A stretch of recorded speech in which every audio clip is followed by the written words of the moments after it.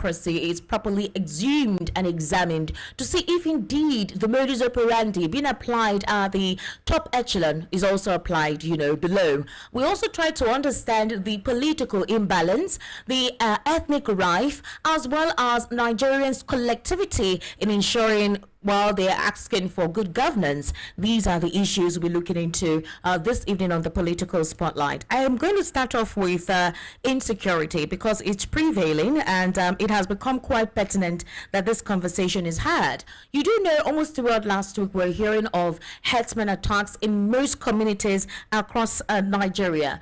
In Bokos local government area in Jos, we heard about the headers, that is the header terrorists, almost killing more than 100 persons. We also heard of Enugu, although the government there has come to discountenance it. We've also heard of situations in Edo State as well, just on Friday, where it seemed like it was a reprisal attack. But, well, I would say that this time around, people are not allowing things to continue as business anymore. The DSS, Adiola Ajayi, has actually disclosed to Nigerians that they need to look for a way to protect themselves, that the security agencies cannot do it alone. The reason he said so is because they may try within their possibility, but they cannot be everywhere at once. So synergy is being called for, and that's the only way to battle insecurity. But the question is, any one of them, however, that have been caught without the help of community members or local vigilante, why have they not been prosecuted? Why haven't we seen the gavel of the law being handed down on them? And that's why Nigerians feel that there is a serious imbalance when it comes to these individuals perpetrating the mayhem. A couple of people feel that the federal government is somehow protecting or pampering them. Nobody knows exactly what it means and why that situation is the way it is. However, based on what transpired in Edo State, suspected notorious members terrorizing Otukpo community in Benue State have been arrested. 3 members of a notorious 5-man kidnapper gang allegedly terrorizing Otukpo local government area of Benue State have been arrested in the early hours of today at Ogoli Buju. Now, the arrests were made possible through the combined efforts of the executive chairman of Otukpo local government area, Honorable Prince Maxwell Ogiri, and local security agencies. Amongst those apprehended are Abu Umaru and Ashimu, 2 of the key members of the kidnapping syndicate. Confirming the development, the chairman of the local government, Ogiri, praised the security agencies for their vigilance and commitment in ensuring that those responsible for the criminal activities in the community are swiftly apprehended. Well, the faces of these 3 members are all over the news. The 5-man kidnapping gang that has been terrorizing that community, and obviously on the 6th of April 2025, they were apprehended. The names of the criminals are Ibrahim Saleh, Ashimu, and Abu Umaru.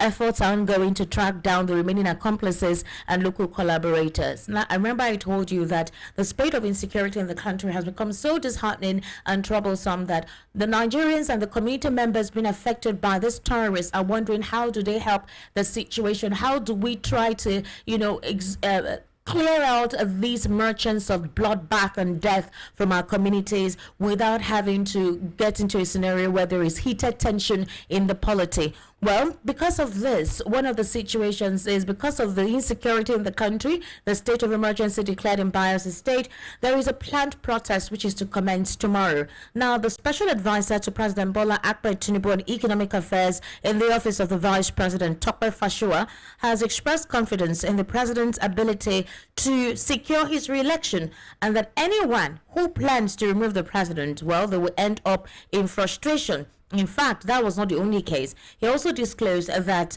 anybody or anyone in the opposition who thinks that it is their responsibility to ensure that the president doesn't come up again, well, they should just know that all their effort is in futility. Meanwhile, the Nigerian police is kicking against the proposed nationwide protest. They say it is ill-timed and it is mischievous as well. In fact, you know that the Take It Back movement has scheduled tomorrow, Monday, as protests across the country against government policies. Reacting to a statement today, the police spokesperson, ACP Muyiwa Adejobi, advised the organizers to shelve the planned protest. According to him, the rationale behind staging engaging in nationwide protest on the same day as the National Police Day is questionable and perceived to be a deliberate attempt and unpatriotic act that is capable of rubbishing and maligning the image of the police. In other words, tomorrow is a Police Day, and this planned protest is literally going to dismantle what the policing activity for tomorrow is going to represent. Maybe that this element who intend to protest, or Nigerians who intend to protest, are deliberately trying to do it to sabotage the effort of the Nigerian police and their responsibility with the community. You know what they call social responsibility, right? Well, like I told you, insecurity has become so prevalent. It is terrible. It is bad. I want us to listen to one of the men that was kidnapped, I think early on in February. He is one of the leaders of the Afenifere youth movement. I know you remember him. He was shot in the buttocks that very day he was kidnapped. That is national president for Afenifere. I want us to take a listen to him and hear him describe his antecedent. That is what happened and who these persons are, and calling on the Southwest governors to converge and do the needful.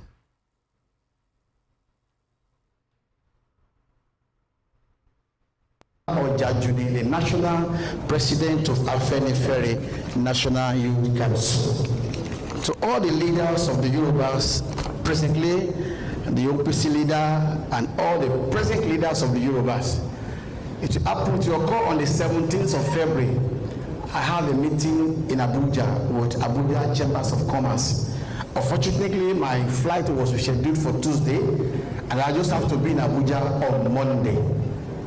Like I said, we proceed on that journey on that fateful Monday. It was a Black Monday, a Monday that I will never forget in my life.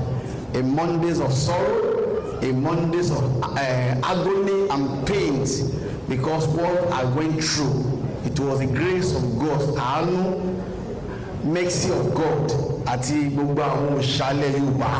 It has saved me for that terrible experience. And what happened to me, I doubt it can happen in Borno State, in Castina, in all the northern part of this state, because I believe the Yoruba, what our leaders have said, no Yoruba can go to part of the north and kidnap the emir or any leaders of the northern part. So as a result of this, I think urgent needs to be taken in order for us to stop this ungodly attitude of Fulani X-Men, because I was signaled by Fulani X-Men. Like I said, on that 17th, when we get to Ondo State, and from Ondo State, after Ikare, the journey was smoothly, and we proceed to a town called Akumo. It was after 3 minutes between Akumo and the Nigerian military checking point. In fact, just 3 minutes between Amateku and the Nigerian military checking point, there will be ambush. 19 bullets were shot in my car, and I sustained 2 bullets AK-47 in my bumper, and other vehicle that was coming from Abuja, other going to Osun State was ambushed. Along the land were 9 in number that was kidnapped, and we started that journey. The journey was, I was bleeding seriously. When we trekked, the incident happened around 1:44 in the afternoon. It was 10 p.m. before we stopped trekking in the bush. We were just trekking without no destination. It was after the second day that they gave us access to our food. So I was the only one that had food, because my phone and my laptop, iPad was in my travel bag at the front of the car. So they never knew they went through my profile. So they just called me, you. We know you. You are the leaders of our Afenifere. You see your ID card. You will go and stay there. You are a special person. All of you. They just decided to put us separately. And after they asked me to come and the family, the first person I called, it was my wife. I told my wife, and I instructed the National Secretary of Afenifere that it should release a press statement that I was kidnapped from our way to Abuja and I sustained bullet injury. That was how we started that journey for 12 days. No food, no medical care. Every day we were subjected to torture. In fact, because I just have to come because medically I'm not fine. I was released on the 1st of March. My phone was being tracked. The funny part of this scenario is that even when we were kidnapped, it was 3 minutes to minutes checking point. When the first ransom was paid by a young man in Badon, they paid the ransom very close to minutes checking point. When the second ransom was paid by a lady in Kwara State, the money was paid. If you know Yakama very well, if you go to Abuja, at the back of a woman that is selling food, the ransom was paid there.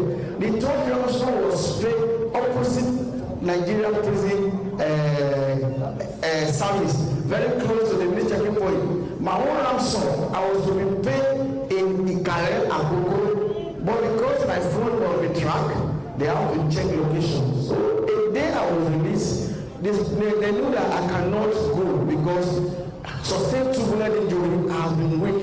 One of them just have to go to a journey, about 3 hours journey. They went to go and prepare their go. They gave me the house to drink. After drinking the house, I slept for 2 hours. They carried the leaf and put it in the back of my hands where they are bullet. So they just told me that we are proceeding on a journey. I have to call, I have to plead that I want to talk to my wife. If I plead I want to make God, I must subject to beating. And the reason why, because I'm the leader of Afenifere. The Afenifere has been giving the Fulani and the Hausa some challenges. Because they told me.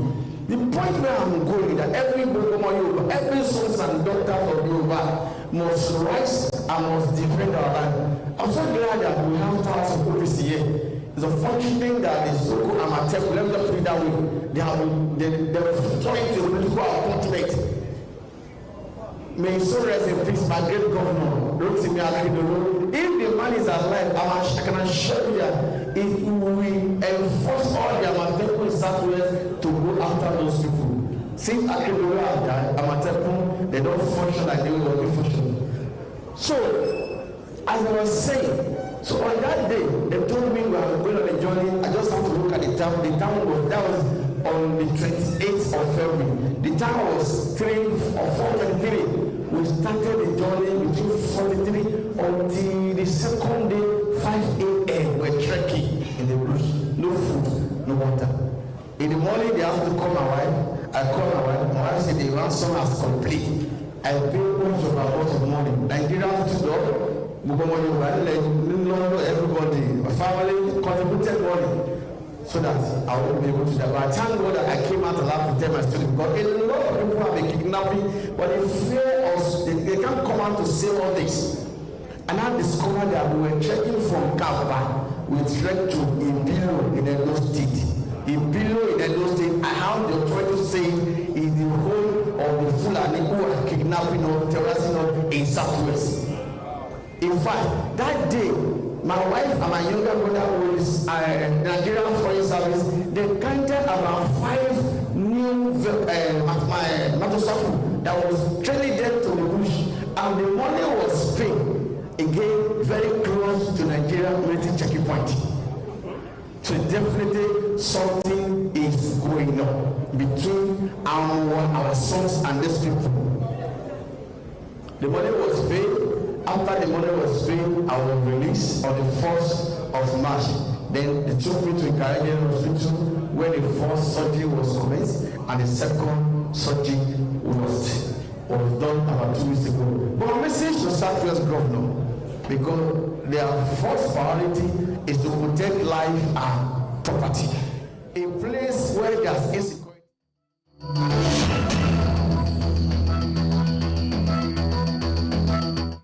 Ladies and gentlemen, you just listened to who he was kidnapped.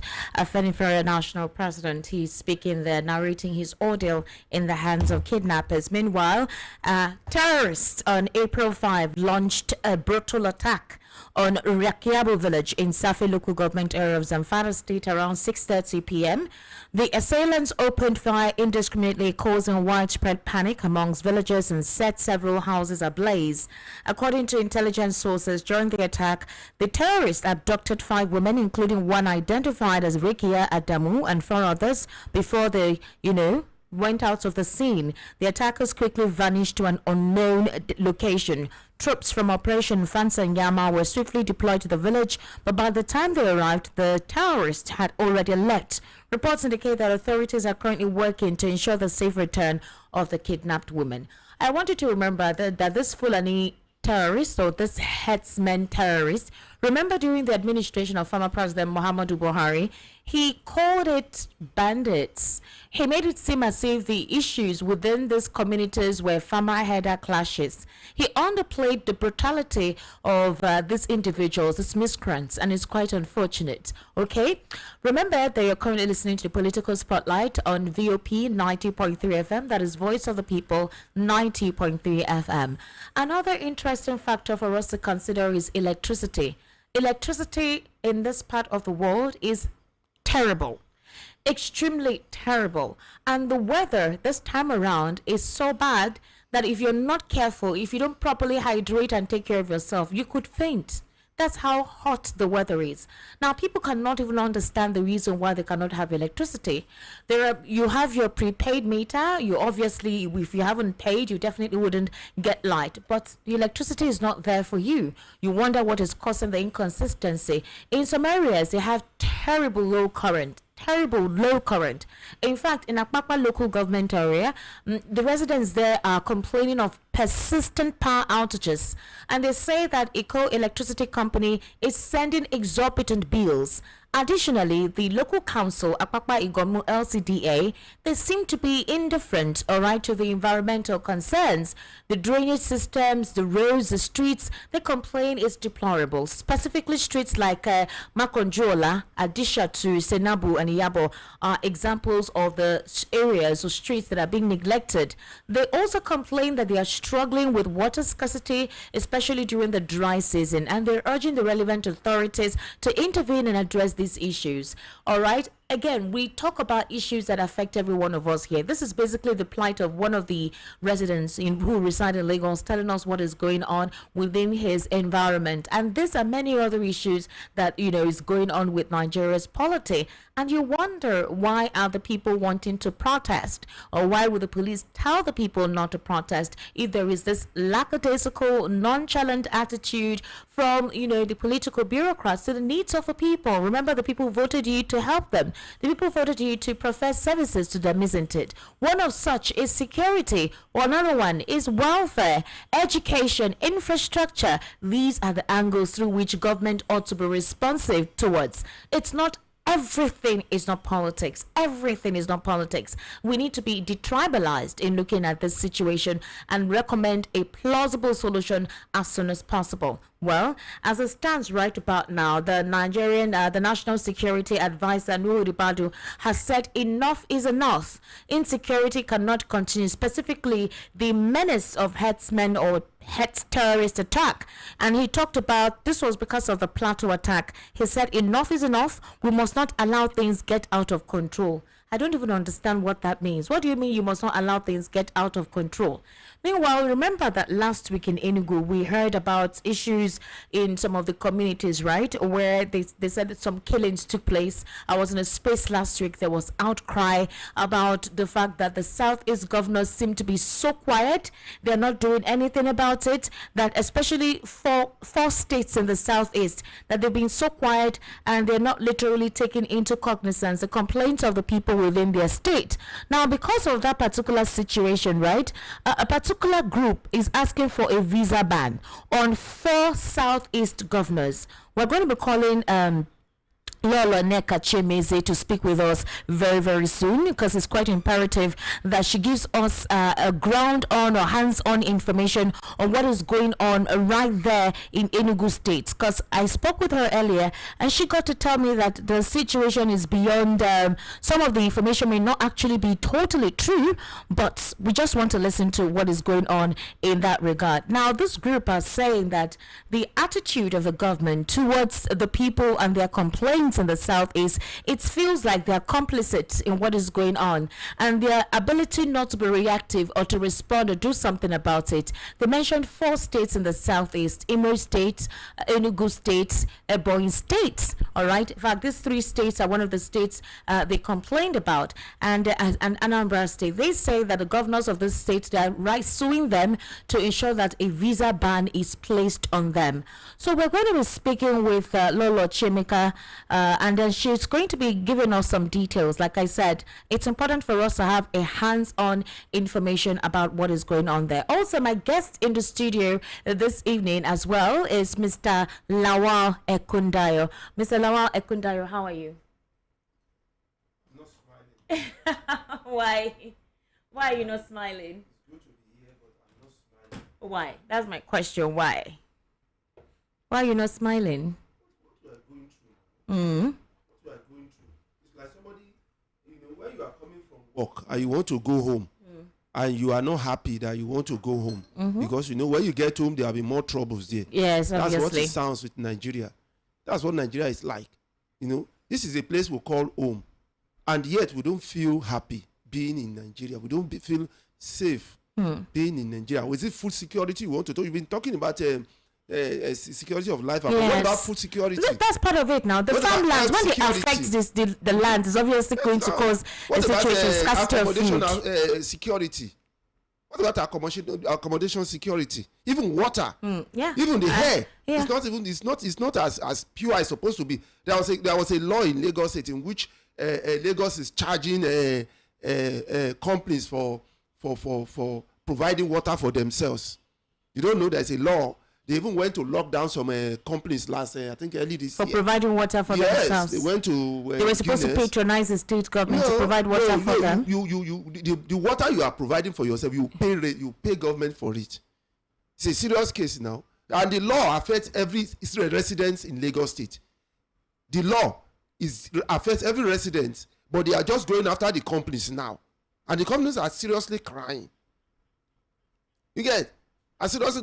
Water, when it comes to water, if you go to these developed countries or even some developing countries, because I don't regard Nigeria as developing, I regard Nigeria as underdeveloping, because we keep falling down. You see, water is something that is free. You see government providing free water at points which you can just go there and get free water as long as it's a government, but not in Nigeria, not in Lagos. I mean, what is left for us? Very soon they'll be telling us to pay for hair. Now we pay for our security. Is that not it? Almost every street have their vigilantes to loot, and then we have the police. All right. So I am not happy. You say I'm not smiling. Yeah. You can see my face. I'm not smiling because I feel what Nigerians are feeling. I'm being empathetic. I feel what they are feeling because I'm also feeling it. All right. Okay. Ladies and gentlemen, we're also streaming on YouTube. You can go to our YouTube channel at VOP 903 FM there. We're streaming live, okay? And you can also follow me on ESTIQMEDIA on YouTube as well. I already have Lola right here via the telephone. Hello, Ma. Good evening. How are you? Good evening. Yes, I'm good. Are yes, you? I'm fine. Thank you very much. Thank you for coming on the program this evening. Lola, remember I called you earlier and we're having a conversation about the cry out last week, precisely Thursday, Friday, about the killings in Enugu. We saw some gory pictures on social media, particularly X. Spaces were being held where a lot of Nigerian youth in diaspora who were concerned about the insecurity in their region, and they feel that the governors in the region are complicit in what is going on because of their perceived silence or supposed nonchalant attitude to the incessant killings of their community members by Fulani terrorists. All right. Now the thing is, they have come out to debunk that particular video or pictures that we saw was not from Enugu State but that of Ebonyi. However, the question is, a group is writing that the 4 Southeast governors should be banned from getting any US visa because they feel that they are complicit in the criminality going on in the Southeast. How would you react to this? First of all, I would like the general public to know that sometimes most of these news are fake. These are social media content creators that are vying to sell their page. But some of them are true. Now, what we do is, when we get this information, we go to the particular place where this happened to get first-hand information. And sometimes most of this news is not true or is exaggerated, but most of the time it do happen. Now coming to the southeast governors, Esther, that is what problem with the leaders? These things is happening. People are dying. There is this outcry, and they are not doing anything about it. If a group now come up and take laws into their hands and want to protect their people, it becomes another challenge. Take the IPOP issue, for instance. It is this kind of silence that made IPOP rise up. All right? It is this kind of issues that made IPOP rise up. I don't know how your people will be killed. You are the security, you are the chief security officer of your state or the governors. And there's this incessant killing by people, not faceless. People will know where they come from. People will know who they are. We allow them to be in our bush, chase our people away from their farms, and we keep quiet. Now, let's look at the issue of IPOP. When IPOP came in, it is even good things is happening like this. People will know and understand. When IPOP created ECN and put them in the bush, Southeast, we're not hearing most of this Fulani. We hear it in Benue, Dog, and Far North, and even in Southwest. In most cases, we didn't know how far ECN and IPOP went in protecting Southeast. ESN rather, Eastern Security Network. I will look at. In fact, the other day I was looking at some of Nnamdi Kalu's podcasts years back. Exactly what is happening now was that broadcast. I didn't take much of interest in Nnamdi Kalu and what he was saying, but with happenings now, I've been forced to go back and play most of his interviews.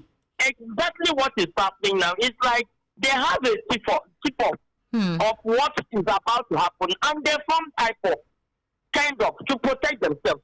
Why did they go ahead to form IPOP? Because the leaders were not doing anything about it. When the traces of this attack was happening in the Southeast, and people were complaining, and nothing was done, the Southeast were forced to form IPOP. IPOP is not just Southeast, it's South. Now, next time we hear them saying, we've changed the Fulanis away, they are in our bush. I thought they were bluffing. But with what is happening now, I now knew that this killing is not just killing. It is sitting towards religious cleansing, jihad. I'll tell you why. When IPOP came, we know among all the groups that were formed, military groups that were formed in Nigeria, IPOP was the most peaceful. They maintained it, they said it, they were the most, nobody will come and say, we've arrested IPOP with guns. Nobody, military cannot confirm that they have had a shootout with IPOP. Nobody can confirm that. They've maintained that they are peaceful group.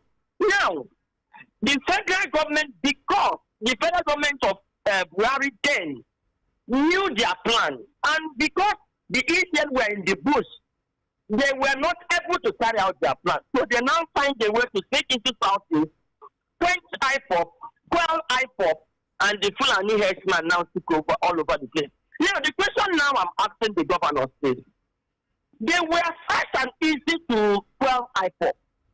They brought military, even went as far as arming a militant, sneak into Southeast just to quench IPOP. Why are they finding it difficult to now quench a group, a non-group that is terrorizing, killing? But the most annoying part of it is IPOP was not killing. IPOP was just protesting that they want their own country. They were not killing, no. They were not disturbing the people. Now, this very group, Fulani herdsmen, they are killing. They will kill and not run away. And the federal government that was quick to proscribe IPOP cannot proscribe a killing, the one that is confirmed, that is killing, terrorizing the whole Nigeria, especially the southern part of Nigeria. And when it comes to southern part of Nigeria, south, and southeast, and you're not telling me it is a jihad, it is deliberate, targeting Christians, because south, and southeast is 99% Christians. Because it's not, the attack is not much in the southwest. And if you look at southwest is mixed. Maybe 50% Muslim, 50% Christian. So they are mixed. So how are we sure that this is not just killing? They have to call it something. They have to do something. They are kidnapping. They are trying to rear their cattle. Where on earth do hate men uproot people's crops, cassava, in broad daylight? It is shown all over the place. And the federal government keep moved. Nigerians, I want you to mark this word. The federal government of Nigeria kept silent in this outcry of witnessing Fulani herdsmen grazing their cows on people's farms. The farmers are helpless. All they can do is to video them from afar. They can't chase them because people kill them. Look at the farmer that killed one herdsman that tried to kill him. Yeah. He has been they will kill him by hanging. There is a death sentence on a man. A Fulani herdsman went and attacked him in his farm. He was able to defend himself. He has a good lawyer now to defend him. We're hoping that there is some clemency in that. But the point is that before the lawyer comes up, there is a death sentence. How did we get to the death sentence part? I mean, it is too fighting. And the Christian communities, most of them that even campaign for this administration, that help to remove a Christian government, that protested 1 million march. They kept me. Even when I was waiting for Christian community to rise and do 10 million march for the man that was there's a death sentence on his head for defending himself. None happened. So I think Nigerians should wake up. And again, communities, I keep saying it anywhere I go. Communities should go and reinforce their vigilante groups. And employ more vigilante groups. Pay them well. Southeasterners, you have money. We have money. Stop throwing money around. Stop being expensive fake base. Stop buying expensive cars. Let us invest money on the security. We can pay as high as 100,000. If you release 100,000 for security, so many of our citizens who are in Lagos, not be much, can go home. No, let me ask you something. You remember the Uromi killing, right? The vigilante group that apprehended that truckload of hunters that were passing through Edo State. This official vigilante group said that particular group was not recognized. Now, the group that the state government is working with in terms of partnership to provide security, it's not enough. They cannot accommodate. They can't handle the security situation across the entire state. So what the community members do is that they contribute money and set up, a vigilante. Unfortunately, the ones that did their job, they said those ones are not official. If you're asking for vigilante groups to be set up and the state government dilly-dallies in recognizing them, what then happens? Would they enter the bush and start protecting without the official recognition or permission from the state government? The point is that Nigerians are becoming too weak, especially those from the south. We don't know what is wrong with the governor. Like, let me take for instance, governor of Imo State, Governor Hope Uzodinma. Yes. How did Hope Uzodinma come from fourth to win the election? What was the agreement? These are the questions we should ask. Now, the Edo State governor, did he really win the election? What was the agreement? What conditions were given for him to be allowed? So, these people, most of them have issues that if you mess up, they will raise it against you. They'll blackmail you. Our state president, Akpabio, we all know that EFCC is after him. So they are caged. They are caged with some blackmail. So they can't do much. So what happened is, people don't mind what they are doing. Protect yourself. And then do a lot of protest. I think you should protest against your governor and let them know what is happening to you. I insist, like the Edo people, if I have time, I will advise all the lawyers in Edo State to pick interest in that case. How? We need to investigate where these hunters live in Rivers State. We need to investigate where they were hunting. Of course, if they are hunters. I just played an audio of the national president Afenifere, and he said it, that where they eventually took them to was the base in Edo State where these Fulani terrorists reside. He was played here. He was able to explain his ordeal on the fateful day he was kidnapped and where he was taken to. So it tells you that that state is saturated with these Fulani herdsmen terrorists. And it's so sad. It's almost like the government doesn't know what is going on. So my question, for example, is the fact that if you write for a visa ban on 4 Southeast governors, is it going to be effective?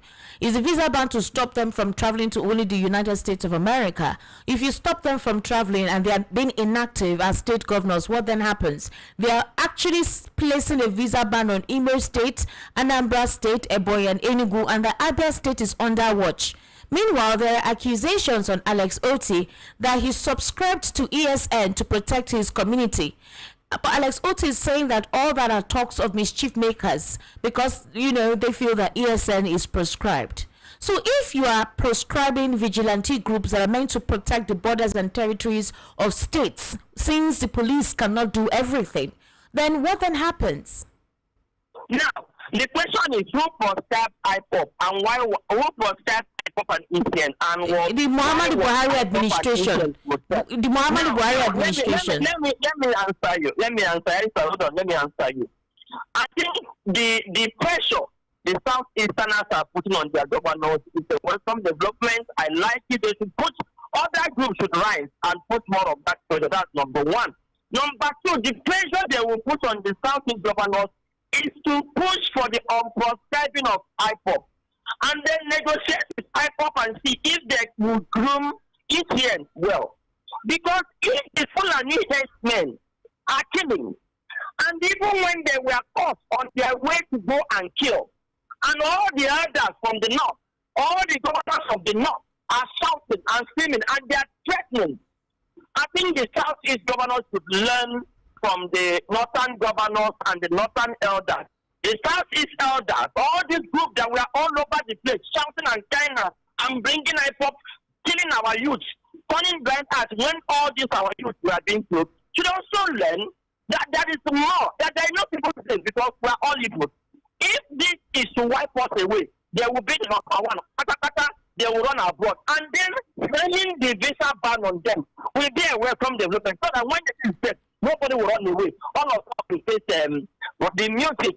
So I am advising them to push for the unprescribing of IPOP because if with all these killings have not been prescribed by the federal government who protect a peaceful organization that were asking to be included in the Nigerian project. They were prescribed and some deadly organization. While the Fulani herdsmen, now, the corporate here is the federal government. That means if the federal government, now when vigilantes, when the security agencies can no longer protect the community, the people, now the people resort to try to protect themselves. And when they now caught this criminal, the federal government is shielding them, the federal government is apologizing to them and giving them a baptismal name, hunter. So they are hunters. So now the community should not repent. They should go ahead and protect them. If when these people were caught, how come from if you want to travel? Wait, Lola, let's look at this. Lola, hold on, please. Let's look at this so we don't lose our train of thoughts in the conversation. Let me finish this analysis. If you are traveling from Lagos to Southeast, you will be searched, and then when you enter Onitsha, from Onitsha to Enugu, you will spend 3 hours where you are being searched. How come this truck moves from River State up to Bay State, and the security agencies, the military and the police will not find them? Only the vigilante. That's why we need to have more of this. So are you saying now that there's complicity? If they passed all those checkpoints with those guns, obviously they settled persons, right? That's what I'm telling you, that the federal government are the ones that armed the Fulani herdsmen. No, you can't blatantly say that, oh. Yes, why I'm saying that if they are killing and they turn a blind eye, the outside, they are not hiding. They are attacking villages, they will attack and say. And the federal government is keeping quiet. Now, when they manage to catch them and kill them, the federal government now raise alarm. The police woke up. The army woke up. They have raised committees to investigate. The governor of Edo State has to panic and run to the north to beg them. The federal government is the one that arms this militia. They are not for any herdsmen. We are giving them a better name. These are militia that they have recruited to cause a religious jihad, and they are targeting Christians. And Christians now, they have to do it in a guerrilla style to cover it and put so many attachments so that they will defeat people, so people will not defend themselves. So Nigerians should know that this is war. This is a full hit jihad, and the target is Christians. And Christians should rise up and unite. Both Christians from the north, Christians from the west, Christians from the south, Christians from the east should wake up and guide themselves. This is jihad. Lola, let me even ask you something. Can you remember during the administration of former President Muhammadu Buhari, when he asked, he told community members, specifically in the rural areas, those who have licensed guns, to return their guns to the state government. Can you remember? Yes, I remember. Especially specifically in Imo State. Yes, they ask them to return their guns because they usually hunt. So they have their licensed hunter's gun. They ask them to return that gun to the state government during the administration. The vigilantes that were guiding the community were asked to return their gun. While the federal, remember, our government is Muslim. The present government, the president, his wife are Muslim. They were outright. Why did they insist on having a Muslim city? No, having a Muslim ticket doesn't mean they should permit this kind of killing. It doesn't make sense. Already, they have a plan, and they are working stage by stage. All right? Remember that our leaders right now are Muslims, and they have changed. I don't want to believe the fact that because they are Muslims and they are permitting people to die indiscriminately. What is the plan? I don't understand. To do what? It's not possible to turn the entire country to a particular religion now. It's not possible. Let me tell you now. The plan is jihad. I will explain to you. The plan is jihad. Calm down. In my own village, the Hausa youth is surrounding the villages in the southeast. In my own village where I came from, I traveled recently. When I got to a particular market around 9, I met let me not lie, over 50 outside youth. I'm not sure if you count in my village right now, you can get up to 60 you, because they climbed down on Pop, chased all the youth in Southeast away. They left in drones and they replaced them with outside youth. Now, I want all the Igbos to go to your village and chase. I've raised this alarm. If they like, let them chase. Go and chase and raise this alarm. Why our own youth were meant to leave our region and replace with outside youth. So, they are rounding up. When the war will start, they have taken away all the youth that will possibly defend. So, it's just total takeover. If the Christian body does not wake up. All right, Lola, let me ask you this. Beyond the Southeast, you're having incessant attacks in just Plateau States, Benue States. It's terrible in Benue State.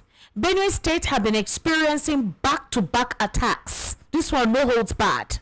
Even a link bus that was getting into Benue. You know, it's time for people to go and start farming towards the last quarter of the year. They abducted every one of them in the bus. Every one of them. So the question is, what is the agenda? I need to understand. Yes, you can't battle insecurity, battle hunger, no electricity, no welfare. Why? We know the truth, and we are just ignoring.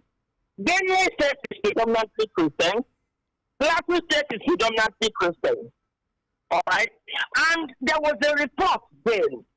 Before this thing spread down to Southeast, they raised this alarm that a village was burned down and taken over. In fact, at the time I was asking, what is going on in this country? A village was raised down, taken over by Fulani herdsmen. Then they were putting people in the Peju camp. Those people that burned and took over, I don't know human beings. This is criminal act. Can't they be arrested? So they don't care. Even this our president, if you like, cry from today to tomorrow. He's adamant. Because that's the plan. And they don't want any distraction from that plan.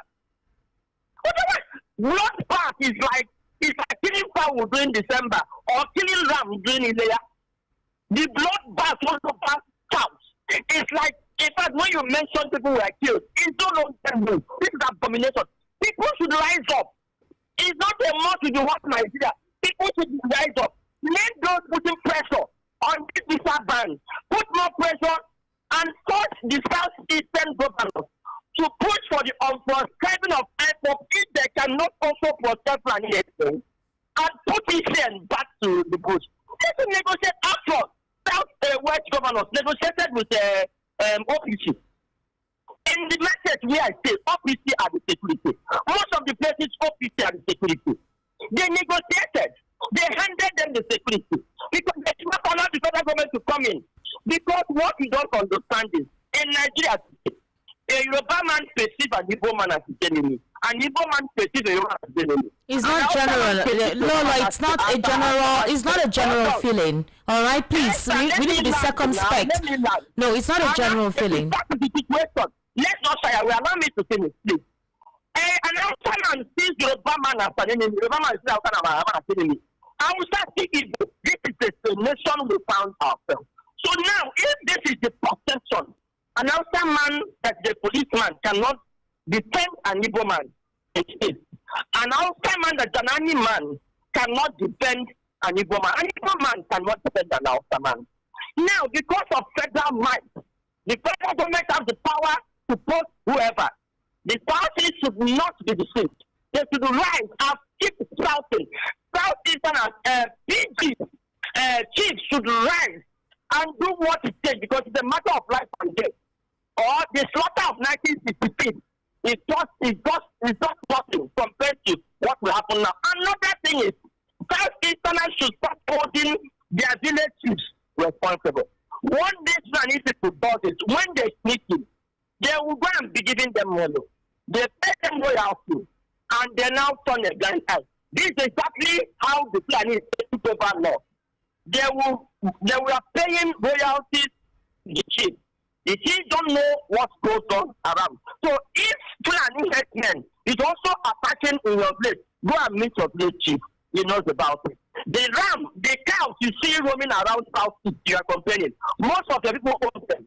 Most of the people, the answers, the Israeli will come. Go into partnership with most of the people that will talk. So they will save their mouth. That's why you see all this is happening. So it is time the Southeasterners start holding their leaders accountable. All right, Lola, thank you so much. I called you because I wanted you to give me the ground information of what's going on in Enugu State. When we heard what transpired last week, social media was agog. There were complaints all over the place about the supposed lackadaisical, nonchalant attitude from the Enugu State governor. I needed to have more clarification as to that information and why it caused that kind of uproar and fear. Thank you so much, Lola. I'll still call you to respond to questions when it's time for us to get our feedback from our listeners. Hello? Oh, all right, I think she's dropped. Now, Mr. Lawal Ekundayo, I remember I was speaking very recently about the fact that these are one of the reasons why a protest is about to commence tomorrow. You said you're going to be on ground. You're going to actually witness how the protest is going to be. Tomorrow is National Police Day, and they're asking Nigerians, specifically Lagosians, not to go and protest, that it is ill-timed. Anytime they want to protest, there's always something that should make them not to protest. At this point, do you think any protest will work?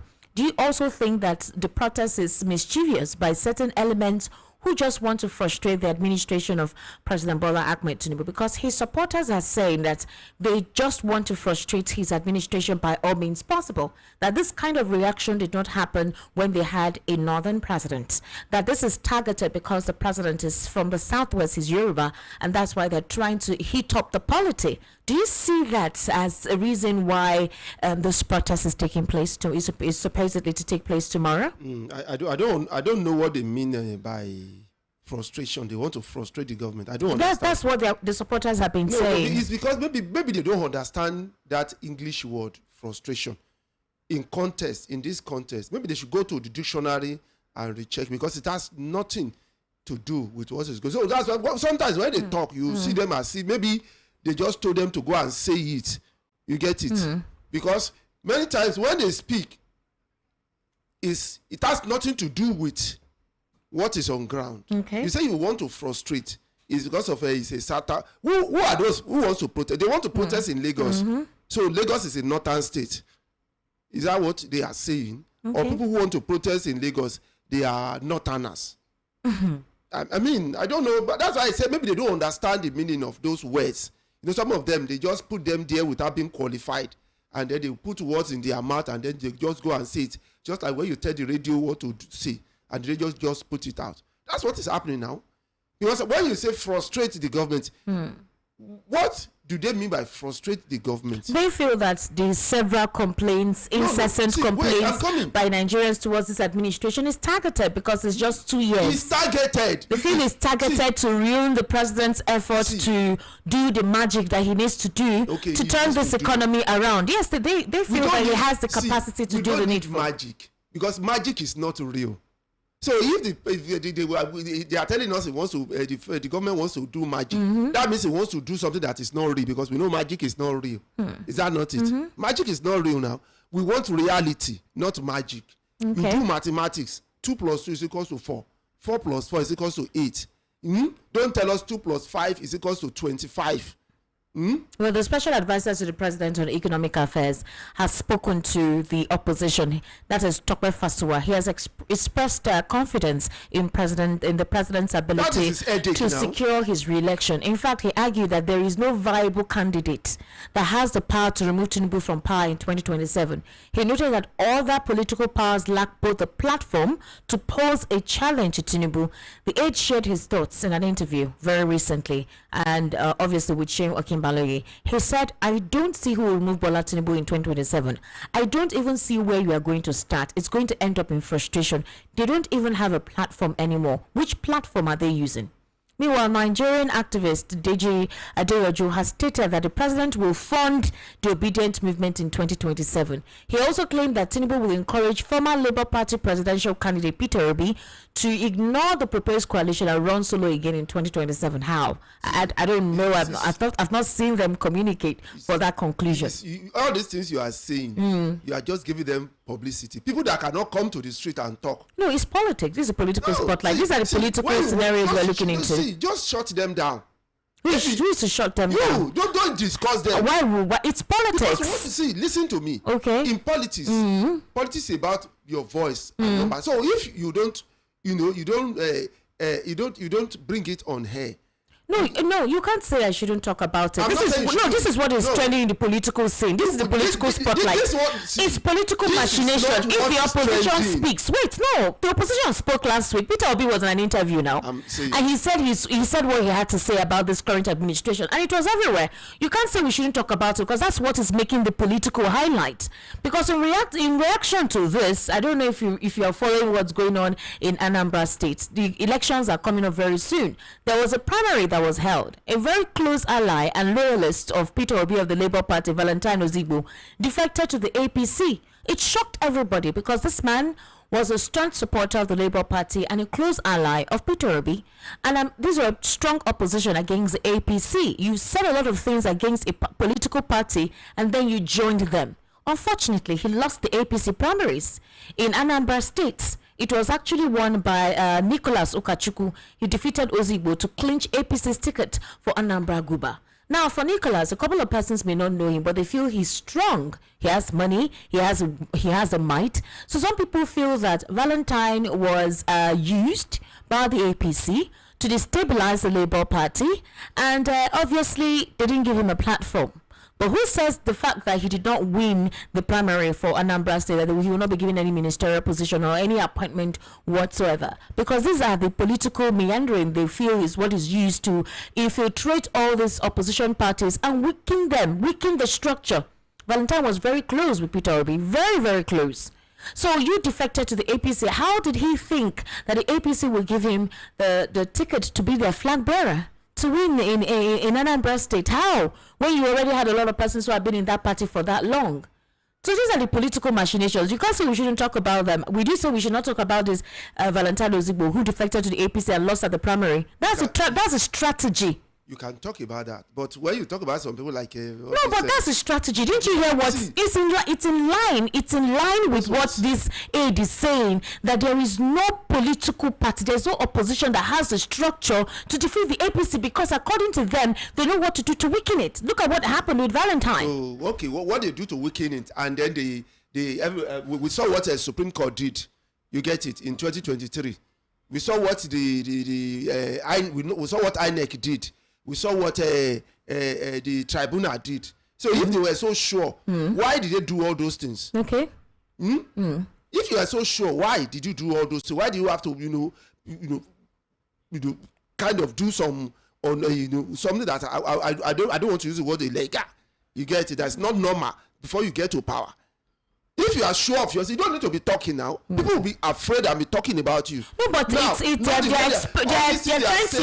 trying to put out their strength. See, these are just scripts. These are just like people who write scripts to say it out. You are talking all these things. Look at in 2023. Look at that election. Okay. Look at that election. Look at what happened. And see what I tell you that somebody said in Nigeria. I said this is Nigeria X. This is Nigeria X that cannot be certainly defined like before. Okay, you're saying that the political atmosphere is not specific as it used to be. Yes, that's why you see them writing script for themselves and reading it out. If he's sure of what he's saying, he can come and face the press and tell the press so that people can call him in, whether they will not insult him and they will not curse him. So why is this administration against protest? Why do they have something coming up? Why is that they always try to clamp down on when they hear the word protest? Afraid of what? When you are afraid, you get it. When you are afraid, when you are uncertain. Uncertain. Yes, when you are not sure. But you just express certainty now. So why would they be uncertain? It's because you are reading it. If they are certain, let me tell you something. If you are sure, normally, when people protest, they are showing their grievances. It's normal. It's normal. So why are you against something that is normal? Okay. That means you are the one that is abnormal. When you are against something that is normal, you are the one doing that is not normal. Police say it is your right. The Constitution says it's your right to protest. Police is saying you should not protest. Now, who is doing abnormality? Who is against the law between the people who want to protest and the police that are saying they should not protest? It's the police now. They want to protest peacefully. Is it not something the police should be happy that, these people are law abiding because the law says they can protest peacefully? They're saying this time that is ill-timed. What does it mean by ill-timed? Tomorrow is police day. Is it in the Constitution? That it's going to ruin the effort of what the police intends to make of tomorrow. See, listen, what do they want to make of tomorrow? Do they want to share biscuits? Or they want to share community lights? Service? Or what do they want to do? Did you see police doing community service before? I've never seen where police. No, I saw it last week. They were sweeping some on the bridge, community service, cleaning some of the pathways of the road. No, I saw it. To be honest with you, I saw it. See, when you see somebody doing something that is not even 1%, and I'm just saying it. Let it not be as if it's absolute zero. It's zero. It's zero because it's 0.5 is having zero now. It's not even up to 1. You get what I'm saying? Okay. It's not even up to 1. So you say it's zero. When you do the approximation, you know what we call the approximation. 0.4 is 0. 0.6 is 1. So they are not even scoring 1. So it's 0 when we approximate. Now, let me come back to that protest. The law says you have the right to protest. You get it? The police is saying you don't have the right to protest. Is the police trying to change the constitution? That means police is the one doing that something that is illegal. I expected the police to be happy that these people are law abiding. Please just follow the due process. Do it peacefully as you used to, and they will be there. When you are there, that is where people will know that the police on your day did very well. There was no hijacking. The protest went peacefully. We were there. That will sell you, other than for you to be saying that you don't want. What the police is saying now is telling the whole world that the police is doing something that is not constitutional. Oh, they are afraid. Like you were saying something about them being afraid. It's because they don't see when. Okay, if they say it is ill-timed, then when is it appropriate? That's what they said. They should define ill-timed. When is the time that is appropriate for a protest? When you are hungry, maybe what they are saying is that when you are hungry, you should not protest now. When somebody slap you, you should not protest. You should protest when you are smiling. How can somebody that is smiling be protesting?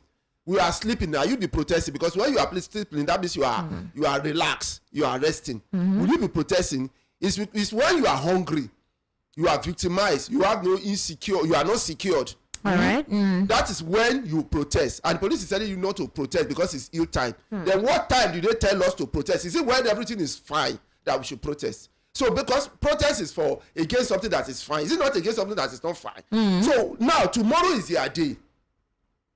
A reasonable person will have said, oh, police, you get that is, we are supposed to maintain law and order. At least if we maintain law and order during the time these people were protesting, and discover that the protest went peacefully, it will add to our applause that we are doing a proper policing. You get it? We have added to their medal. But the police spokesperson, ACP Muyiwa Dejobi, is advising the organizers to shelve the protest as a taking back movement. They are saying that the planned protest is ill-timed and mischievous. That there's an ulterior motive behind specifically choosing tomorrow to organize that protest, and that the rationale behind staging a nationwide protest on the same day as National Police Day is questionable and perceived to be a deliberate attempt and unpatriotic act that is capable of rubbishing and maligning the image of the police. So what image do the police have? What image do they have? They feel that it's a deliberate act to malign the image of the police. I don't know which other day. Is it on that particular day that the police's image will be rebranded or something? I don't know, because maybe that tomorrow the perception Nigerians have towards the police will change completely. Maybe that tomorrow that is National Police Day. So what exactly do they want to do tomorrow in which this protest will affect? You get what? I don't understand. It's like a teacher saying that if you come to teach a student, it will damage his image. Or maybe a student say, I don't understand this. They feel it's mischievous because it's a day to celebrate the resilience and dedication of officers and men of the Nigerian police force, and that they're not stopping anybody to exercise their rights as citizens for peaceful assembly and association in Nigeria as enshrined in the Constitution, but that they're deeply concerned about the motive behind such a scheduled protest on the same day that the contributions of the Nigerian police force to national security is meant to be celebrated, which is going and putting into consideration that such glamorous event would bring together dignitaries from all spheres of life, both internationally and within the country, including foreign inspectors, general of police, and diplomats. They are inviting people from across the world to come celebrate with them, and if there is a protest, then it's going to give them is a wrong and bad PR on the Nigerian police, that they could have scheduled that protest for another day, but why tomorrow? So that is deliberate to cause mayhem, make the country look bad, make it seem as if it's a dictatorial system of government and all that it could have chosen any other day but not tomorrow. In fact, the man that spokesperson actually exactly listed what the police of Nigeria is. In fact, he listed everything. He simply listed the whole thing. The people did not even list it for him. He was one listing it for the whole world to listen. Now listen, so tomorrow now, if tomorrow after the dignitaries come tomorrow, they will not see what is happening in Nigeria again after tomorrow. Next tomorrow they will not hear about Nigeria again. They will forget about until another year. Is that the way it goes? Look at what he's saying. You are telling me they don't know what is happening in Nigeria since they don't hear about all these killings and the police shortcomings. They don't know about all those ones. It is tomorrow that when they just heard about Nigeria police, that's tomorrow they will come, and after tomorrow they will not hear about Nigeria police again. Well, now there's something I want to make here. The police, their duty is to maintain law and order. Yes, isn't it? To maintain law and order. That's what Constitution says. Maintain. You get it? Is to execute. You get it? They are part of the executive. You get in terms of policing. Police and maintain law and order, isn't it? Now, that is the Constitution. The Constitution now says that you protect the people. Is that not it? And their lives and property. Now, the people in their lawful duty, in their lawful duty in the country, performing their civic responsibility. Yes, everything. Now that is what they want to do tomorrow. I tell them not to do it. Are you not doing something that is not constitutional? That means the police. They're celebrating the achievements and their I'm saying that for you to say that the people should not protest on that day, that tomorrow, that day, that dignitaries from around the world will be coming in. Is that part of the constitution that says that during the police day, the people must not protest? Is there a constitution that says that I have to protest at so time? Is that part of? There's no section in the constitution that says that. Then the duty of the police is to uphold and follow the constitution. And the constitution says that these people have the right to protest at when they want. Exactly. And you are saying no. So who is doing something that is unconstitutional? Is it the people that want to protest, or the police that is telling them not to protest? Is it not the police? You see? To let you know that police, you get it. I don't know how they are. Even when you get to their police station, you see the way they behave. It's something else. It's something, the branding and the perception of the police. I don't understand. They need to work on that. I don't. Well, before we open the phone lines, even on the road. On the road. You see the way they brandish the gun, they like as if they are tout. You get it. Yeah. Even some of them, their uniform are so old. You get it. Their shoes are so torn. And because see, stakeholders from the north central zone of the APC are urging the president to drop the Vice President Kashim Shettima as his running mate in 2027. The stakeholders are demanding that President Tinubu choose his running mate from their zone if the president wants their support for his re-election. Now, the stakeholders began consultation with political bigwigs and former public office holders to actualize their aspiration. Remember, last week, we heard that President Bola Ahmed Tinubu may drop Kashim Shettima as vice president. Now, the question was, is he trying to replicate what happened in Lagos State at the federal level? Okay, if you won the first term of your ticket with Kashim Shettima, why don't you want to continue with him in 2027? So is that part of the agreement? But the North Central governors are coming out to say we want another person to be represented, to be picked up in 2027. Remember, we've not heard the president tell us he's recampaigning, but all his aides and all his spokespersons have clarified for us that the president is recampaigning in 2027.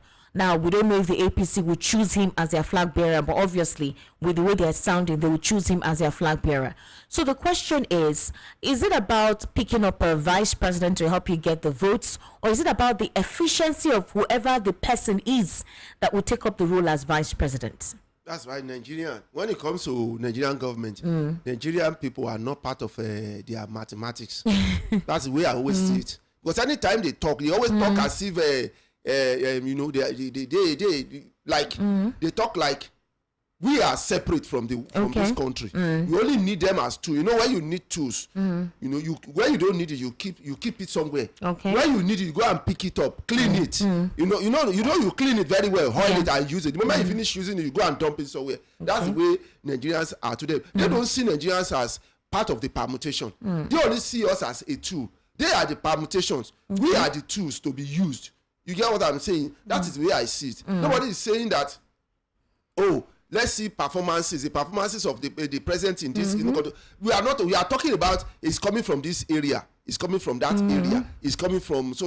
And I continue to wonder what exactly is wrong with Nigerians. That's a big question. What exactly is wrong with us? When you go to when you compare America, say that is America, but go and look at the history of America. America fought civil war now. Their independence was bloody. Even UK did their own. Long time ago before America. France, you see, we had our own on silver play. I don't know, maybe that's the reason. Look at the way people fought. The masses fought. You get it? They held it to make sure that their democracy is what it is today. Look at UK, look at Europe, look at China. China, they had their own this thing now. Okay. Even Japan, South Korea, North Korea. Go and read their history. What about Iran? Saudi had their own. So in other words, that is what is wrong with Nigeria here? As if we behave like we are some kind of cutlass and armor. That the moment they need us, they just pick that cutlass, clean it. You're referring to the primitive way that things are being done? In fact, or backward? In Nigeria, we behave like robots. Robots? Yes, we behave like they're being controlled. Yes, when you need a robot, you press it, the robot will go and do what you want. The moment you don't need it again, you shut it down. That is the way we behave. We don't even, when some people talk, they talk out of, I don't understand, out of this deep selfishness, self-centered, as if they are the only one that exists in Nigeria. Yeah, if you are picking vice president, you have to pick it from our own area. You get it? As if vice president will be picking so far have done so big in their area where they pick them from. The last president of Nigeria during the time of Buhari, let us see what he did in his area. He should come and tell us those things he did in the area where he came from. All right, ladies and gentlemen, it's time for us to take your calls. We actually spoke with Lola Neka Chemeze, Madam Pinto, and obviously right here in the studio is Mr. Lawal Ekundayo, who is also a political and social affairs commentator. So let's get your reactions. The number for you to call is 080-3692 9933 080-3692-9933, and the WhatsApp is 0817 1756 338 0817 1756 338. That's the WhatsApp number, and we're also streaming live on YouTube, so you can go on there and send in your comments. We'll definitely try to read it out. Hello, good evening. How are you? Hello, sir. Good evening. How are you? I'm fine, Madam Eunice calling from Magic. Madam Eunice, please go ahead. The woman that spoke, yes, Madam Bitu, yes, he should be speaking generally to all Nigerians. Okay. What is happening in Nigeria? By every time she's coming, southeast, every minute, every time. It's not good. All right, thank you. All this thing that is happening all the whole Nigeria. Okay. Are you too, Madam Esther, please try to give your guest chance to talk. Okay. So that we can enjoy it. Okay. Thank you very much. Talk more than your guest. Thank you. Thank you very much, Madam Eunice. Thank you very much. All right, the number to call is 080-3692-9933. 080-3692-9933. I called Madam Pinto because I wanted her to give us on-the-ground report of what is transpired in Enugu State. Last week we heard that there was a terrorist attack in Enugu State, and then we needed to get that clarification, and that's basically what she actually did. 080-3692-9933. Hello, good evening. How are you? Transpired in Enugu State. Yes, good evening. How are you? We heard that hello, there was a terrorist attack. Hello, good evening. Please, when you call, kindly turn down the volume of your radio. Please, just turn it down completely, or you put it off so that we can hear you very well. The background noise will be very disconcerting. Hello, good evening. How are you? Hello, good evening. Yes, good evening, sir. What's your name? Hello. I can hear you, sir. What's your name? Yeah, Mr. Anyanwan speaking from Bokno. Hello, sir. I'm Mr. Anyanwan speaking from Bokno. From Bokno. All right, sir. Please go ahead. Yes, I congratulate the woman, even the man that is on your video. Thank you very much. The right thing. Okay. You see, when Mrs. Benton was speaking, she was speaking for maybe for what is happening in Igbo land. Yes. And if you watch Lagos State now, the thing that is happening in Eastern State is not happening in Lagos. So when he's speaking, I know that he's speaking the right thing. If you want her to speak for everybody, he can also speak. But mostly what is happening now is not happening in Lagos State. Everybody can witness it in this country. So what I'm saying is about the police stopping people who want to protest. That is one thing Nigeria should know now, that the government want to close the mouth of people. They don't want us to play our right. Whatever they do, we should take it like that. And this is the time Nigerian people have to rise up. People, I don't think we should wait for this election to come before we should rise up, because this is getting out of hand. Why can't we breathe? Some people will not eat 2 times in a day. Some people will eat only once in a day. So we see many people along the way, they are smoking garlic. And this government is trying to close our mouth, using their force to force us, carrying guns everywhere. So that any men will rise up, carry their gun, walk anywhere they want to walk. Which means they are working together. And government will not say anything. That is the thing that pains me most. president will not make a comment about all this killing. But when you kill somebody, kill one of them, you will see them rise up. So what is happening? What is the secret of those things that is happening? Please, Nigerians, I'm calling everybody. Let us plan and wake up and know what to do in this nation. Before these people will kill every one of us, especially the Christians. We should rise up. All right. Thank you very much. Thank you very much, sir, for calling. Thank you very much. The number to call is 080-3692-9933. 080-3692-9933. Hello, good evening. How are you? Hello? Yes, hello, good evening. How are you? Welcome. Hello, this is Sylvester. I'm calling from Okota. All right, sir, please go ahead. Please, what I want to say is about the police people that say they want to celebrate something. This is the time they need to suspend that celebration because they have failed in terms of security. Security is their job, and they have failed. Matter of fact, they need to come and explain for us what happened in Imo State, Enugu, particularly Benue State and Plateau State. The police owe us a duty of explanation of what happened. We need to hold them responsible for all these incessant killing in Benue and Plateau State. They can't come now and say they are celebrating. What do we want to celebrate? They should suspend their celebration and let the protest kick on. If they can't come and tell us that, if they can't come and explain what is happening, then they should allow us to protest. We are protesting. We want to protest it peacefully because they have failed us. They are failures. That is just what I want to talk.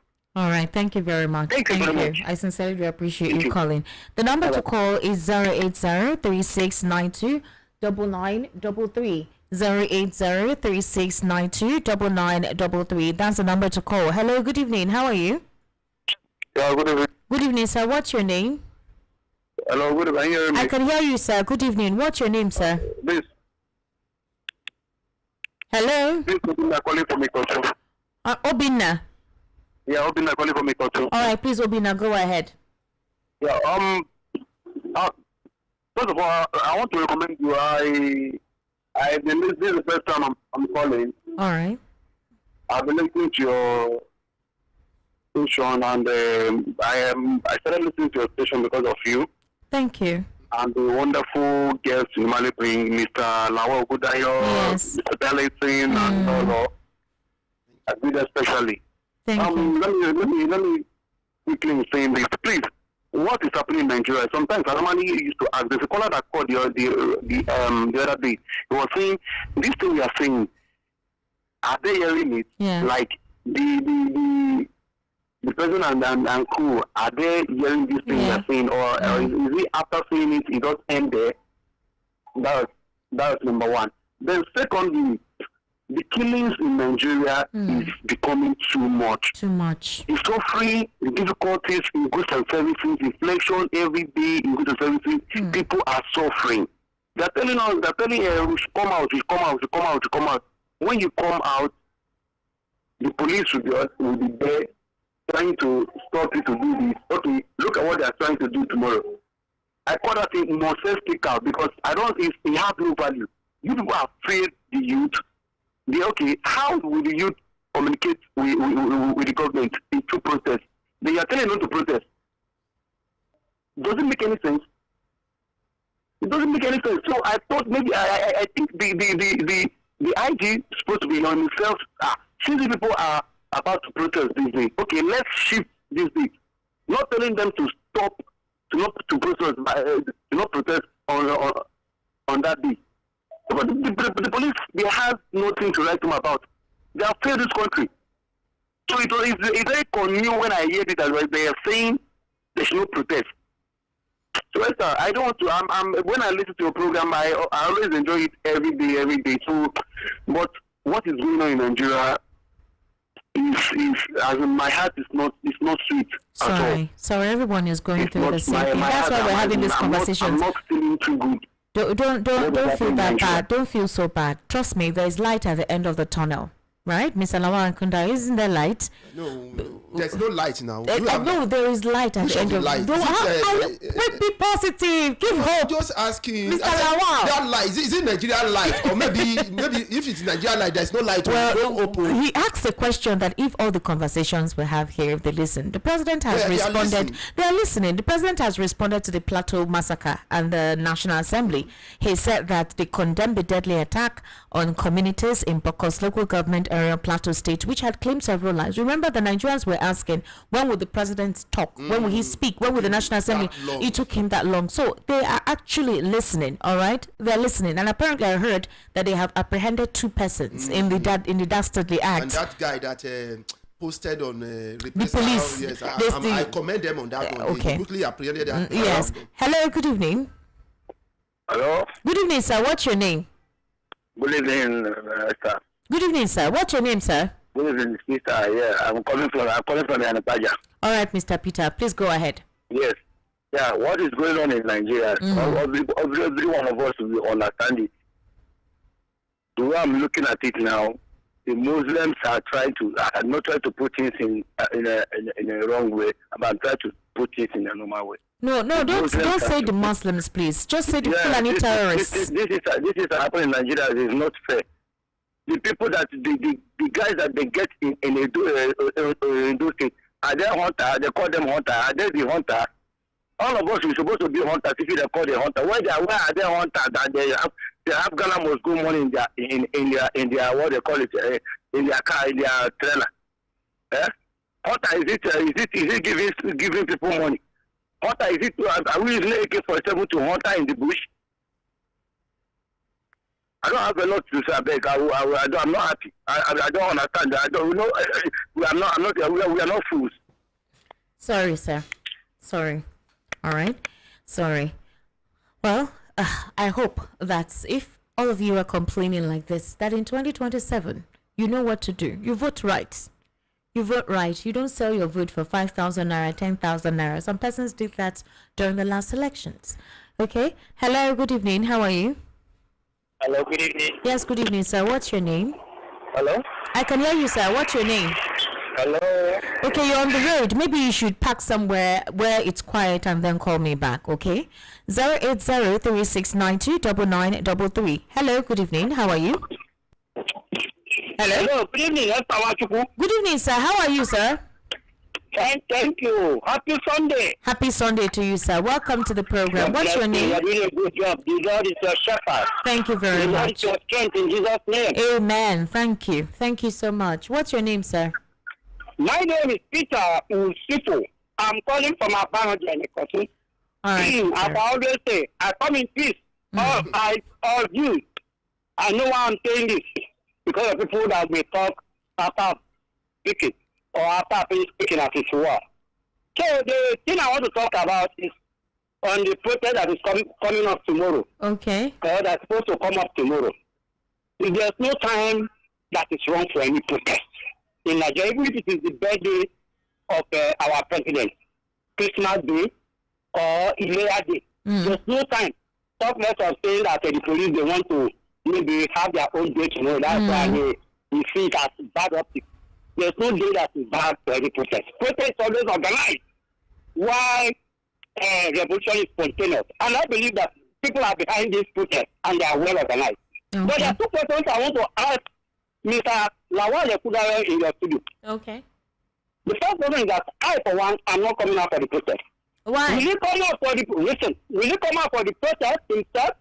Yes. And if he comes out, probably we forbid that there may be chaos. Maybe hooligans may hijack it and maybe stray bullet is shot somewhere. Will you want to take that stray bullet and that as a martyr or as a hero for Nigeria? That is the first question. The second question is, what will be his own personal, that is the impact of that protest on him, his family, people around him, and Nigerians, and Lagos negotiations as a case study. What will be the impact or the effect of that protest if it comes out? Thank you very much. Okay. All right, Peter, please respond to him. Now, one, I told you I'll come out. I always come out for protest. Because that's one of the ways we make our voice heard. Heard, yes. We don't speak out. who will hear you. One, like Natasha is doing now, speaking out and keep speaking now. Even they try to shut her down. If she had been shut down, she has lost hope. In the first time she tried to speak out, she would have been finished by now. But she keeps speaking, and then God is helping her. All right. So let our own is to do our own, and let God do his own. All right. That's two. one. Number two, let me tell you, somebody is talking about stray bullets. But we are talking about Fulani terrorists killing people. So those people who Fulani terrorists went to kill, did they go on protest? They didn't go on protest, and yet they are killed. People who even go on protest, they are not dead. They are still alive. Why people who don't go on protest and say, well, I'm going to my working place, they get killed, they get kidnapped. You get it? Or they slump because they haven't eaten. Yes, they haven't eaten. So when death comes, it will take you wherever you are. Even if you are inside your house, you say, I'm not doing anything, you will see there are some people in which stray bullet. Okay, look at the one that happened, I think was it in Abuja or something, in which stray bullet went to meet a newspaper vendor. When he was selling the newspaper. Yeah, somebody was selling in his shop bullets. Somebody in his house. Hello, good evening, how are you? Hello, good evening. Good evening, sir. What's your name? My name is Samson. I'm calling from Surulere. All right, Samson, please go ahead. Yeah, I want to talk about Mr. Efunda was talking by trying to tell you not to talk about the Jade Jews, talking about the calculation. Yes. Yeah. No, it is those are speculation. They are speculation. We need to be talking about. What's it called? This man close to Peter Obi. Valentine. Yes. Peter Obi. That defected to APC. He has followers. Yes. Yes, that's followers. So those followers might fall in, goes with him. So that is a calculation. That's the law. They will use. They say this man can he won or he did not win. I think there's an agenda. There's an agenda. I think there's an agenda. There's an agenda to that. We need to stand up. We don't need to wait for government again as it is now. Going to people's farm, killing people, arresting people. I think it has to stop. We need to stand up and start defending ourselves. We don't have to wait for police again or any government armed forces to do anything. We should take the bull by the horn and begin to face them. This is becoming unbecoming. It's very, very, very, very annoying. How can we be dying in our own land? That's true. Or crying out loud? That's true. I think that's my contribution. Thank you very much. Thank you very much. Thank you for calling. All right. Hello, good evening. All right. 08036929933. Hello. Yes, sir. Good evening. Good evening, sir. What's your name, sir? Yeah, my name is Andrew, calling from Lagos. All right, Andrew, please go ahead. You started 15 minutes behind schedule. You never mentioned it. What about sorry. We're fixing some things. We're fixing some things in the studio. I witnessed what happened. I watched you. You watched me? That's what I'm saying. I said we're fixing some things in the studio. Yeah, but you would have told us. Okay, sorry. Can you go ahead? Go ahead. Yes. Hello? 08036929933. That's the number to call. 08036929933. Hello, good evening. How are you? Hello. Yes, good evening, sir. What's your name, sir? My name is Amobi. Mr. Amobi, where's your location, sir? Hello? I can hear you, sir. Where's your location? Okay. My name is Amobi. I'm calling from 7 and 8. All right, Mr. Amobi, please go ahead. Though I'm not hearing you properly, but I can hear you. Yes, go ahead. The Fulani Herdsmen yes has an organization called Nietiala and so many others. Is it not time when if the Fulani people will know that are committing all this crime in Nigeria, whenever they kidnap people and collect ransom, let us go and meet their organization, Nietiala, and ask them to pay the money back, to refund the money they collected from ransom back. Because they have organization. Just like the Edo State governor traveled to North to say that he will settle the people that that was killed in his state.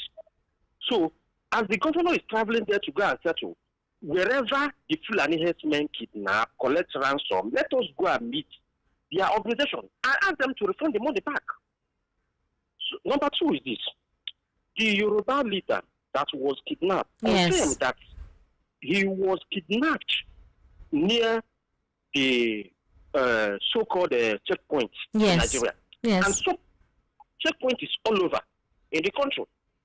And all this crime is happening close to the so-called checkpoint. Is it not obvious that they are only there to collect money from the travelers, to road users? What is the essence of them being on the road there if they cannot control the crime happening close to them? All right. Thank you. Thank you very much. That's a very good observation. You know, people were asking all the way from Rivers that these people came before they got to Edo State. Were there no different checkpoints? Were they not checked to see that these guys had guns in their trucks for them to be asked questions before they now got to Edo State, considering the state of insecurity?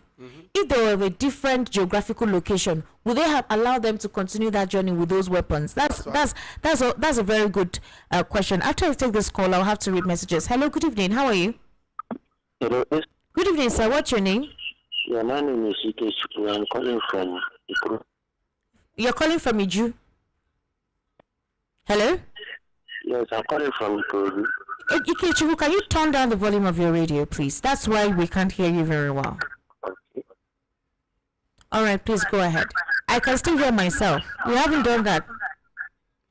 Can you hear me now? Ms. Ike, you don't want to turn down the volume of your radio, Abby? Or I kindly call back because I can't hear what you're saying.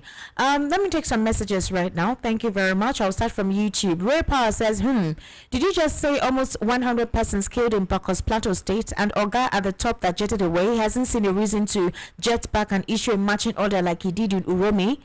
Ray Power says, Nigerian Police Force protest is a people's right. The duty of the Nigerian Police Force is to give protection to the protesters. Johnson & Johnson, Nigerian East... Anthony Ayaife, God will help us in this country. Amen.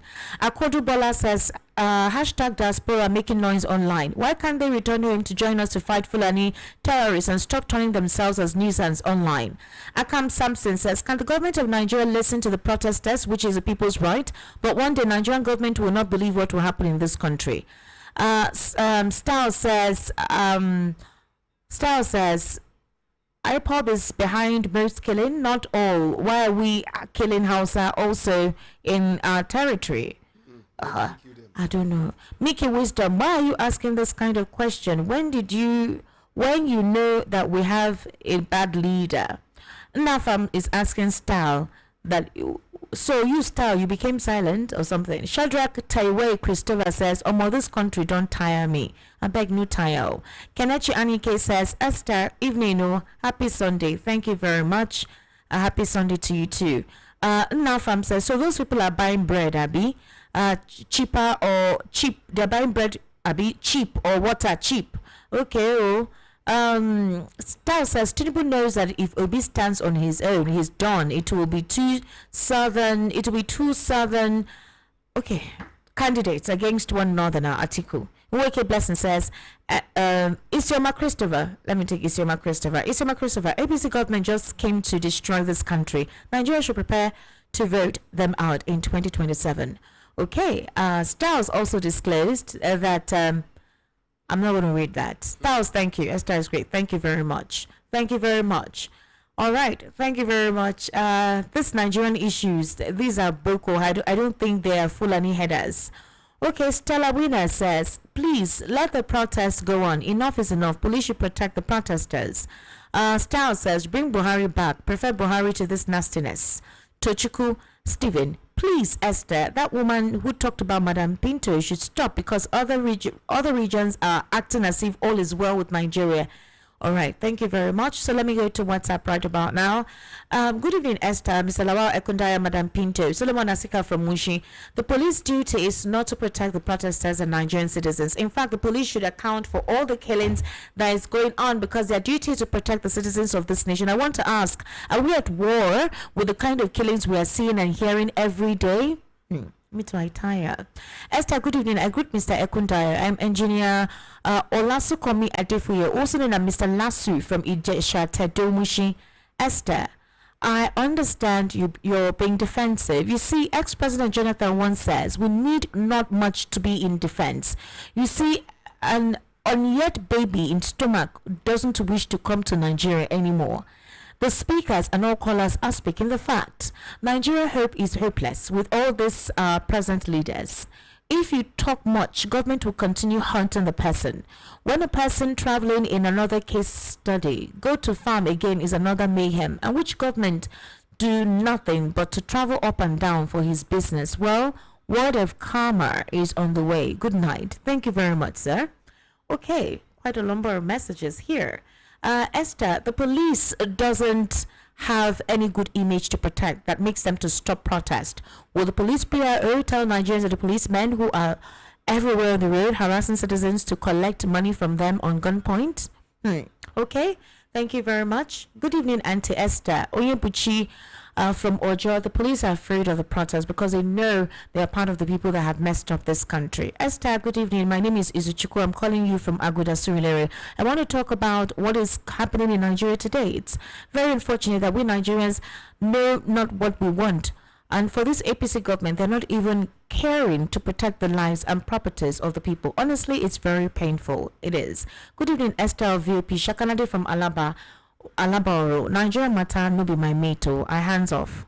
Greetings, Esther and Mr. Ekundaya. This current administration wants us to continue living in fear. Their days are numbered. They should continue. May God bless Mr. Ekundaya and Madam Pinto for standing for truth. Derek Ugochukwu from Ajegunle. Thank you, Derek. When will Nigeria wake up from their slumber? Nigeria is so hot that a good shepherd will stamp his feet down to address the numerous burning issues plaguing the country. But see how Tinubu tactically ran away to France. Funny leader of Nigeria. He just usurped that office to enjoy the juicy things of the office. Nigeria may burn to ashes and it's none of his business. Now, wow, we have entered one chance. Chinedu from Badagry. Good evening, Esther and our guest. 4 major problems of Nigerians: the police, judiciary, politicians. If we can get these 4 sectors right, Nigeria will move forward. Esther, in the absence of... Okay, this is very long. Very, very long. Nigerians should start from closing the National Assembly Hall tomorrow. Good evening, Esther. Please, just like Amuteko in Southwest, ESN should be empowered by the Southeastern governors. Protect the South and the Southeastern bushes and their forest. Omalicha from Oba. Esther, good evening. Buhari is the cause of this thing that is happening in this country. All right, wow. Some of your calls, I don't know, they come in, that is on WhatsApp, and then they drop off. I don't know what the problem is. I hope very soon it will be addressed. Before we wrap up, I want to say a happy birthday to Adigbo. That's Chika Iro. She's one of our presenters for the Igbo program, and she also does the Sunday program this evening. She'll be here. Today is her birthday. Adigbo, we wish you the best, long life and prosperity, wisdom beyond your years, and may you continue to shine and glow in the presence of the Lord Almighty. Happy birthday to you, Nim. Mr. Lola Kundaya, what's your final take? You were saying something about light at the tunnel. Yes, a light at the end of the tunnel. Please, I will bring a generator. Because I don't know the light you have, because in Nigeria here is the only light we are sure of is a generator. But at least you carry your fuel. Ladies and gentlemen, that's Mr. Lawal Kundaya there. My name is Esther Wachiku. Follow me on YouTube, ESTIQMEDIA, on Instagram at Esther Waz, ESTANWAZ, and on Facebook at Esther Wachiku. Also on Facebook, Mr. Lawal Ekundaya. Very easy, very simple. Bye for now. Good evening.